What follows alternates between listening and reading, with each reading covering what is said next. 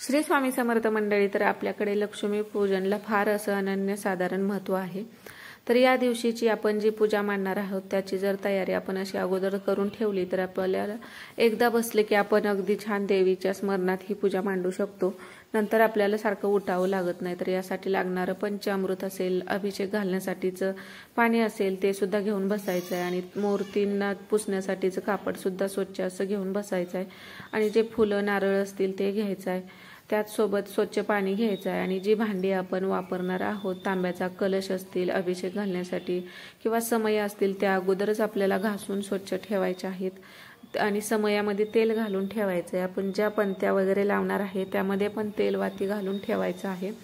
जी काही फळं तुम्ही ठेवणार असाल ती सुद्धा आपल्याला त्यासोबतच घेऊन बसायचं आहे आणि आता कलशावरती हळदी कुंकवानं स्वस्तिक काढतो तर ते सुद्धा आपण एका वाटीमध्ये कुंकू तयार करून घ्यायचं आहे। ओलं करून विड्याची पानं, विड्यासाठी लागणारं साहित्य, नाणं, दुर्वा, सुपारी, धन लागतात त्या पूजेसाठी, लाह्या, बत्ताश किंवा आता जे काही धान्य आहे ते काढून घेतलेलं आहे, सुगड भरून ठेवायचा आणि जे आपण सोनं किंवा पैसे जे आपल्याला पूजा करायचे आहे ते सुद्धा काढून ठेवायचं। लक्ष्मीच्या फोटोला स्वच्छ पुसून असं हार वगैरे अगोदरच लावून ठेवायचा।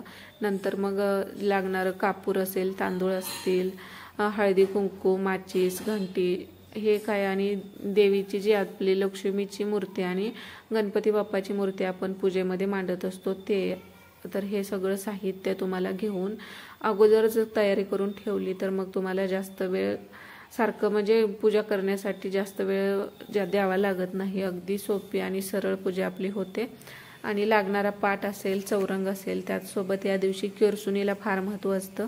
तर ती केरसुणी सुद्धा आपल्याला काढून म्हणजे नवीन आणलेली असते तर ती सुद्धा जवळ घेऊन बसायचं आहे। त्याचसोबत आपण पाटावरती अंतरणार म्हणजे जे अंतरतो वस्त्र ते सुद्धा काढून घ्यायचं आहे आणि रांगोळी वगैरे आता जी काढत असतो आपण तर असं साहित्य गोळा करून आपण घेतलं सगळं, नंतर आपल्याला मग पूजा मांडायला सोपं पडतं आणि छान अशी आपली पूजा मांडून होते। तर लक्ष्मी पूजन कसे करावे यावरती सुद्धा डिटेल व्हिडिओ मी बनवलेला आहे, तर उद्या तो व्हिडिओ उद्याच्या ह्याच्यात येईल, ह्या व्हिडिओ नंतरचा। तर त्यासाठी चॅनलला नक्की सबस्क्राईब करा।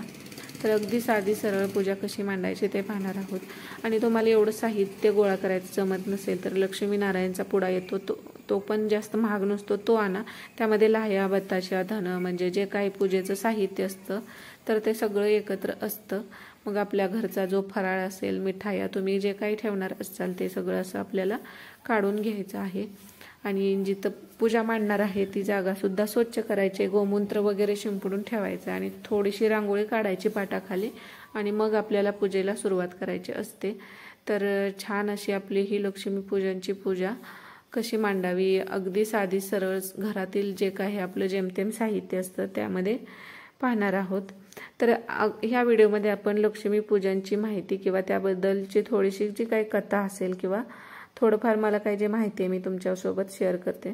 तर बघा, अश्विन महिन्यातील अमावस्येला संध्याकाळी ही पूजा प्रतिवर्षी केली जाते। दिवाळीमध्ये लक्ष्मी पूजनला अधिक महत्त्व दिलं जातं। तर लखलखत्या दिव्यांच्या प्रकाशात मोठ्या धूमधडाक्यात साजरा होणारा उत्सव म्हणजे दिवाळी। दिवाळीच्या प्रत्येक दिवसाला महत्त्व आहे। दरम्यान लक्ष्मी पूजनचा दिवस सर्वात महत्त्वाचा मानला गेला आहे। प्रत्येक घरात या दिवशी लक्ष्मी कुबेराची पूजा केली जाते। पारंपरिक पद्धतीने घरात घरात लक्ष्मी पूजन केले जाते। या पूजेमागे एक गहन अर्थ दडला आहे, तो आपण जाणून घेणार आहोत। तर बघा, अमावस्येला लक्ष्मी पूजन येतं। या दिवशी प्रातःकाळी मंगल स्नान करून देवपूजा करावी। प्रदोषकाळी फुलांनी सुशोभित केलेल्या मंडपात लक्ष्मी, विष्णू इत्यादी देवता आणि कुबेर यांची पूजा करावी। या दिवशी घर गोठा स्वच्छ करून घरात गोमूत्र शिंपडून घर पवित्र करतात। व्यापारी लोक आपल्या वह्या चोपड्यांची पूजा सुद्धा या दिवशी करत असतात। या दिवसानंतर व्यापाऱ्यांचे नवीन आर्थिक वर्ष सुरू होते। बाजारात लक्ष्मीच्या मूर्ती मिळतात, त्यांना घरी आणून त्यांची पूजा करण्याची सुद्धा प्रथा आहे।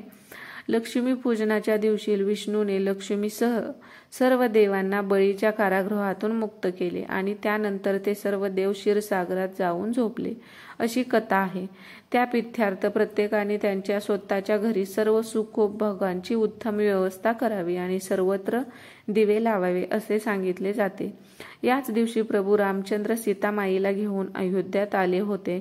याच दिवशी भगवान श्रीकृष्णाने समाधी घेतली. याच दिवशी भगवान महावीरांना निर्वाण प्राप्त झाले आणि याच दिवशी संध्याकाळी महावीरांचे प्रमुख शिष्य गौतम गंधर यांना कैवल्य ज्ञान प्राप्त झाले होते.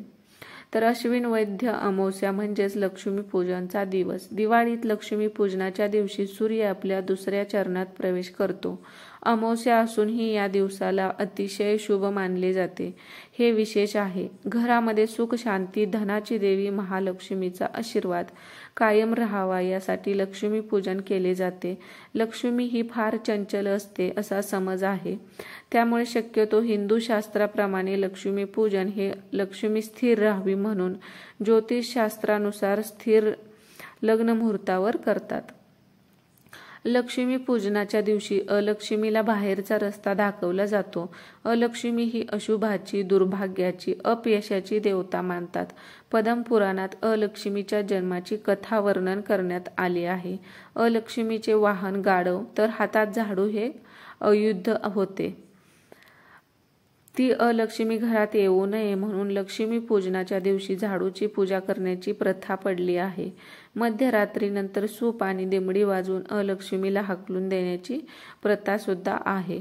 असेही म्हणतात की अश्विन अमावस्येला सूक्ष्म स्वरूपात गतिमान होणारी त्रासदायक स्पंदने जागृत होतात आणि या सर्व वायुमंडलात जाऊन बसतात.